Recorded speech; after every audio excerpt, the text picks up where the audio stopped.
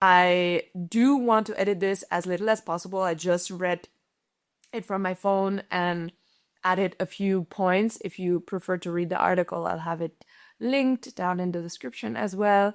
And really, I'm just trying to connect with people who are on a similar path, who are trying to build something that they believe in, like the podcast that I'm doing, and the expression of beliefs and perspectives, and how we all have such different ways of doing the things that we do, you know? So, it's hard to create the life you want from the fear of judgment that comes with it, the potential failures you'll have to endure, and the financial burden it may carry for a while, and the friends you may lose in the process.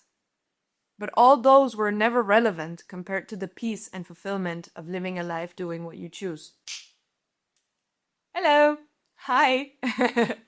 I have been thinking for a few days already what is the new video that I want to bring out. And judging by past experience, planning a video will not make me shoot it. So I just sat down now after having lunch and I just watched a video that I found quite inspiring by Sorel Amor. In case you know her, I'm gonna link it down below.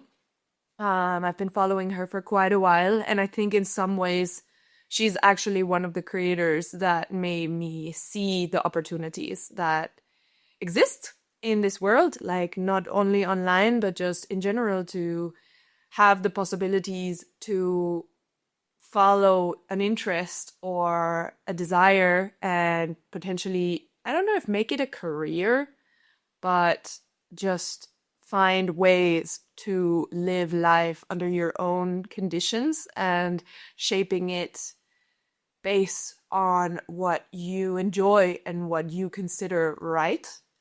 And a few days ago, I actually watched a completely different video on Big Think. I believe the woman is a psychologist or a neuroscientist. And she speaks about the patterns that make us behave the way we do in our life and how we can reflect on them and change some of the things. But this is a topic for a whole different video that I actually have some notes on.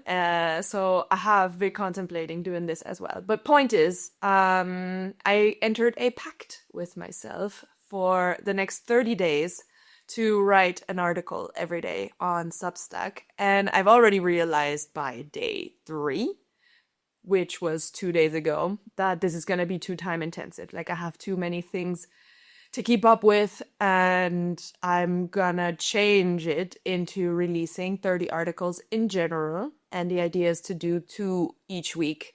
I'm gonna fulfill this first full week of writing every day tomorrow. And one of those articles is one I'd like to read to you today. So here we go. Hardwired to belong and born to stand out.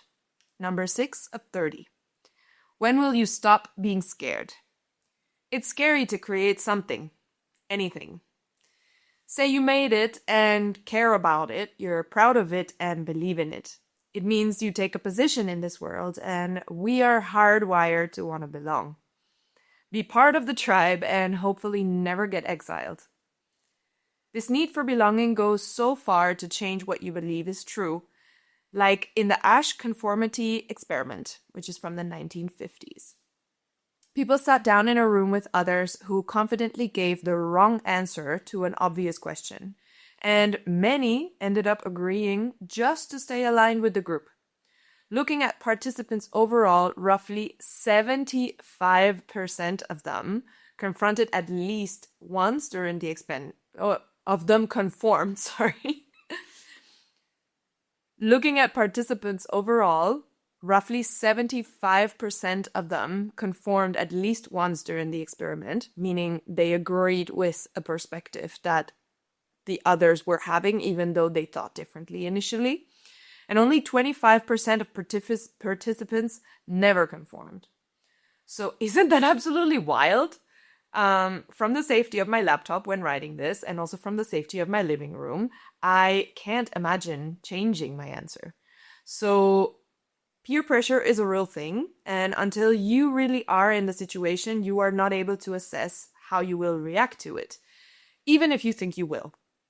So I have a great book to recommend to you on this subject, which is Stumbling on Happiness by Daniel Gilbert. I still haven't finished it and I've been reading it forever, but anytime I pick it up, I stay hooked for a while. And I love the soft and very like easy readable style with which he writes.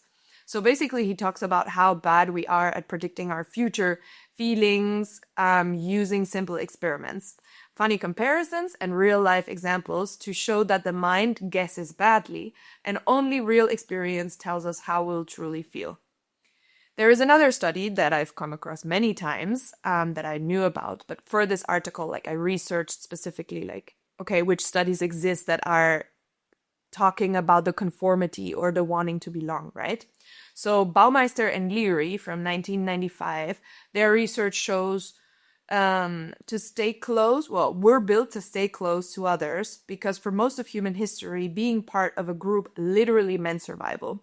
So protection, resources, shared knowledge. And when we feel accepted, our minds relax. And when we feel rejection, our brain treats it like a threat. Triggering anxiety, overthinking, a strong pull to reconnect or fit in. Why am I telling you all this? Creating anything like this video, like writing an article, like the podcast that I'm making, or any kind of creation, well, comes with a strong probability for change. And we're not liking change that much either. We just, even if I'm not a very routinary person, I just obviously want to be able to anticipate reactions or anticipate feelings. So with creating something and putting it out there, you let go of that. And it was an illusion to begin with, but it's just a risk you take, you know? So the environment, the community, and the perspective that you have may change once you start creating for the sake of creating. Not to start going against the system and all, but we are being raised to fit into a mold. So I'll keep it brief, but basically we go to school to eventually go to university or do practices like a dual apprenticeship or something along those lines. And then we get a job in that field. And that work gives us money to cover recurring expenses like rent and eating. And then ideally we spend some, or hopefully a lot, for them, of it on all the things that we desire or that they make us desire. And behind this structure, there is a higher entity that will take some kind of maintenance fee for general good like healthcare, streets, libraries, and all of that. This system is not interested in you becoming independent of it, and your parents don't want you to follow a path into destined exile. At least that's how they perceive it, right? So you should hence follow certain steps that will assure comfort, if that even exists. You considering to choose a path that is presumably less safe and everyone around you not doing what you're doing is a constant point of friction. So imagine, I can only ever take my own perspective because I've been feeling like this a lot in following this idea that I have that I can build something that will sustain myself based on the interests that I have and the skills and the knowledge that I've accumulated to finance my life and be able to structure it the way I want to. And many people around me either don't understand, don't want to understand, or don't believe in it, maybe. That's most probably a big part of it. So where was I? Exactly. Is a constant point of friction. So you thinking about this and comparing that and that change happening at the same time is just absolutely draining. I notice being so much more tired. Every night I go to bed, I'm exhausted. And all day I'm thinking about ideas and ways and possibilities. And I've, at this point, finally given up on this point of friction towards others, but it's been hindering me for a long time that people didn't understand or that they didn't support it in the way that I thought they would, you know? So maybe you have to justify yourself. Maybe others are worried you've lost your mind or believe that you are heading into clear misery. When in reality, you've never felt more alive.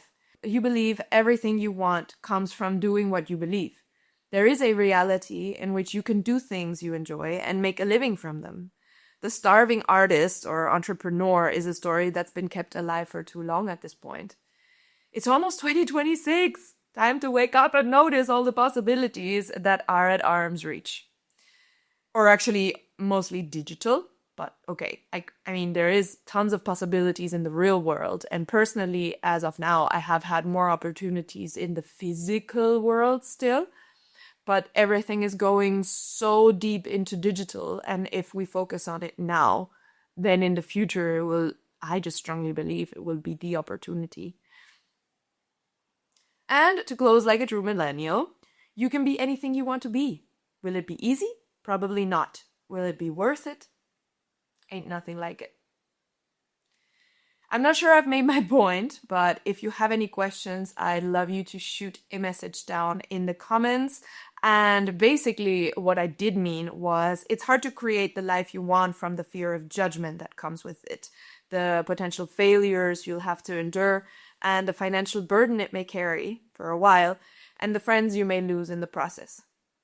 But all those were never relevant compared to the peace and fulfillment of living a life doing what you choose, which will come with a whole array of alignment that you are probably not able to anticipate right now. Hinting on Dan's book again. So, yeah. What do you think? I'd love to read down in the comments if you have anything at all to say on this topic. I do want to edit this as little as possible. I just read it from my phone and added a few points. If you prefer to read the article, I'll have it linked down in the description as well. And really, I'm just trying to connect with people who are on a similar path, who are trying to build something that they believe in, like the podcast that I'm doing, and the expression of beliefs and perspectives, and how we all have such different ways of doing the things that we do, you know? So this is a cringy one in some ways, but yeah, no rain, no flowers, right? Bye!